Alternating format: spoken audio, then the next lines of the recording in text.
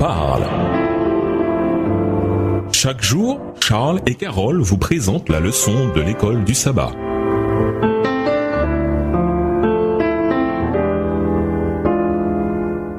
Bienvenue dans votre émission. Dieu nous parle. Nous voilà au mardi 2 août, manger avec les pécheurs. Lisons Matthieu 9, les versets 10 à 13. Quel message crucial devons-nous retirer de la réponse que Jésus fait à ses détracteurs? Lisons Osée 6, le verset 6.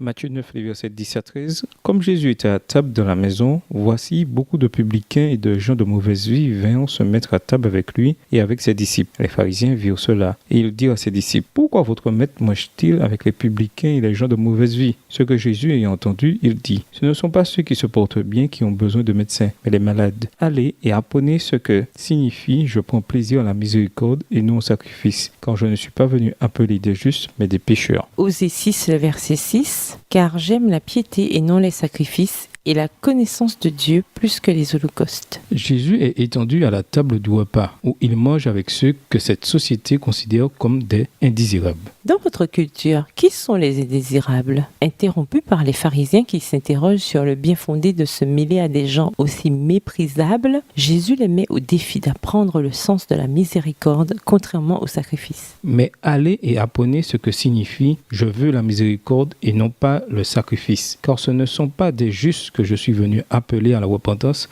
mais des pécheurs. Matthieu 9, verset 13 dans la version Osterval. Quelle tristesse! Jésus est obligé d'apprendre aux chefs religieux l'une des vérités les plus essentielles de leur propre foi. C'est encore le même problème qui se manifeste que lors de l'époque de l'Ancien Testament, celui de formes et de cérémonies religieuses qui prennent pas dans l'esprit des gens sur la manière dont ils traitent les autres. Chose remarquable, Jésus cite ici l'Ancien Testament, Osée 6, verset 6, pour appuyer sa déclaration. Le jeûne et la prière, inspirés par un esprit de propre justice, sont une abomination aux yeux de Dieu. Il est facile de juger les actions des autres en se servant de nos préférences personnelles comme standard. Nous devons apprendre à mettre humblement le moi de côté et à laisser le Saint-Esprit traduire la miséricorde en conviction. Que nous dit le psaume 51, le verset 17? En quoi la conscience de notre propre état de péché nous aide-t-elle à mieux comprendre le sens de ce texte? Psaume 51, verset 17. Seigneur, ouvre mes lèvres et ma bouche publiera ta louange. Et nous vous laissons avec la question du jour. De quelle manière pouvez-vous parler du Christ à vos amis et aux membres de votre famille qui ne l'ont pas encore accepté?